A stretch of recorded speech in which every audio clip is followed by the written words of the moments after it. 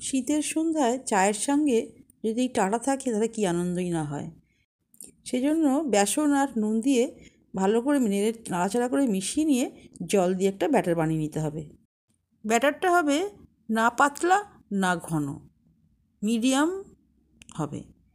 এটা খেতে ভীষণ ভালো লাগে, মুচমুচে হয়। সন্ধেবেলা যখন আমরা বাজার থেকে আসি তখন দেখলে মনে হয় কিনে খাই, কেনেও অনেকে, ভালো লাগে। কিন্তু আমি এটা বাড়িতে বানাবো, আপনারাও বাড়িতে বানিয়ে খান। বেগুনটা সেই জন্য এইভাবে স্লাইস করে কেটে নিতে হবে, আর এই ব্যাটারে ডুবিয়ে নিয়ে ছাঁকা তেলে ভেজে নিন, দেখবেন কেমন খেতে লাগে। বাড়িতে বানানো বেগুনি কেমন মজা লাগে, ভীষণ ভালো লাগবে। আমার তো ভীষণ ভালো লাগে, আপনাদের নিশ্চয়ই ভালো লাগবে।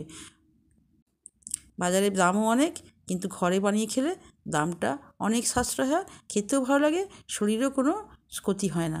সেই জন্য আপনারা বাড়িতে বানিয়ে খান এই বেগুনি। এই বেগুনির সাথে যদি মুড়ি আর চা থাকে, আহ কী ভালোই না লাগে। দেখো বন্ধুরা, একবারে মুচমুচে হচ্ছে, দেখতেও খুব সুন্দর লাগছে। সেই জন্য বাড়িতেই আমি সন্ধেবেলা একটু বানিয়ে নিলাম বেগুনি। দেখো মুচমুচে হয়েছে। ঠিক এইভাবে বানাও, খেতে খুব ভালো লাগবে। তোমরা খুব আনন্দে থাকবে আর ভালো থাকবে।